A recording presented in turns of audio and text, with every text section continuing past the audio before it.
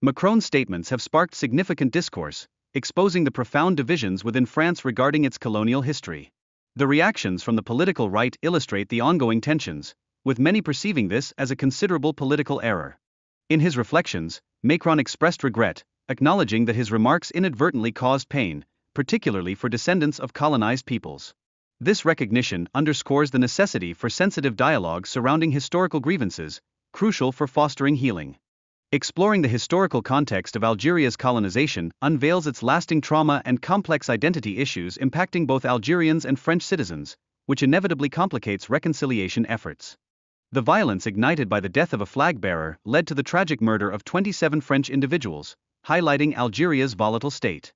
This incident triggered widespread demonstrations throughout the region. In response to these violent outbreaks, the French government enacted harsh repression, resulting in thousands of Algerian deaths.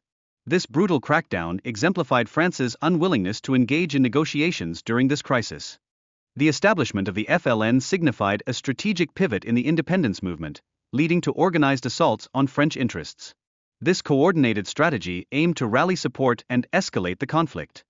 Guy Mollet's government granted General Massou absolute authority in Algiers, thereby legitimizing military action against the FLN and resulting in severe repercussions. The declaration of martial law enabled aggressive military actions. Torture became a pervasive tactic employed to instill fear and maintain control throughout the conflict. This practice was justified as a necessary counterterrorism measure, despite its substantial moral implications.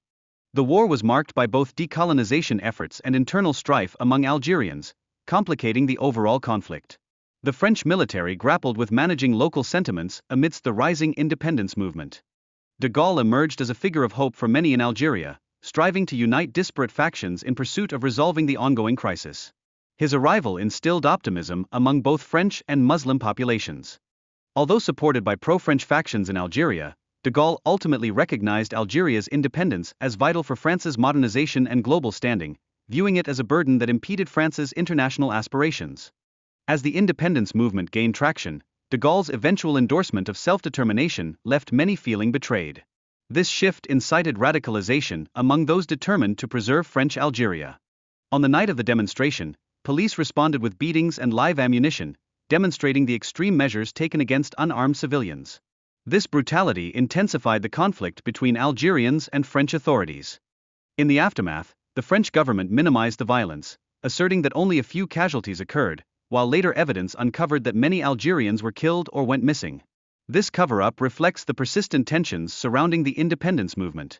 Negotiations for Algerian independence were fraught with complexities, resulting in agreements aimed at addressing the concerns of both Algerians and French settlers, while leaving numerous issues unresolved. The fate of the Harkis, who had supported France, became a contentious issue. The harsh reprisals suffered by Harkis post-independence led to the disappearance of tens of thousands, casting a shadow on the conflict's repercussions. Many families lived in fear, desperately seeking refuge.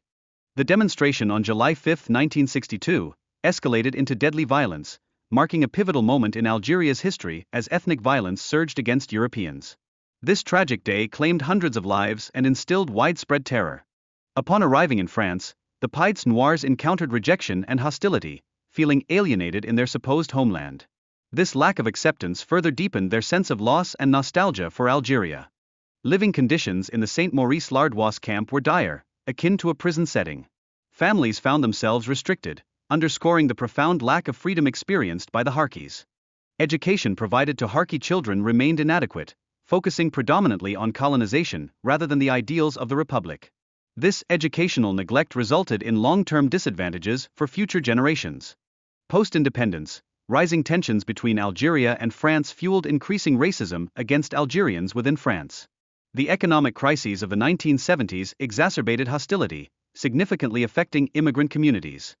The rise of nationalism in France paralleled economic downturns and escalating racism, culminating in the establishment of the National Front.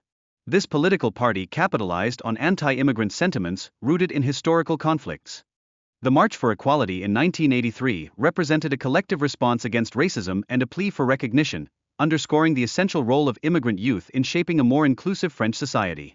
This 1983 march not only garnered public support but also yielded substantive political outcomes, including residence permits for immigrant workers.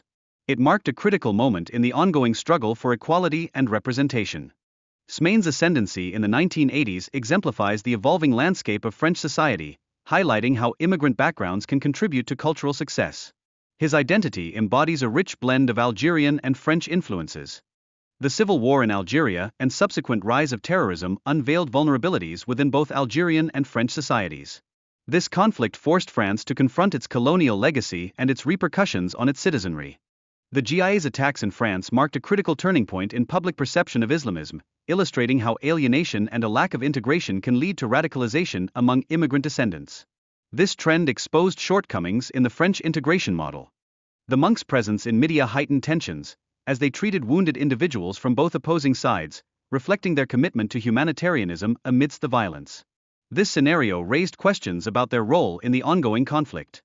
The violent kidnapping of the monks by armed men highlighted the perilous political climate in Algeria, with various theories speculating on the involvement of local authorities. Their subsequent murder triggered international outrage. France's triumph in the 1998 World Cup emerged as a symbol of unity, epitomizing diversity and reconciliation. Zinedine Zidane rose as a national icon, embodying the potential for seamless integration.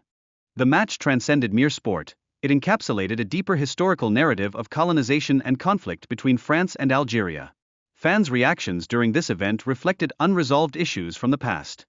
Despite efforts toward reconciliation, political tensions lingered, particularly regarding Jacques Chirac's visit and the associated controversies over acknowledging the impacts of colonization. The demand for formal apologies underscores the ongoing struggle between the two nations. Emmanuel Macron's approach to addressing the colonial past signifies a generational shift in how history is perceived. He encourages the younger generation to prioritize the future while recognizing the significance of historical context.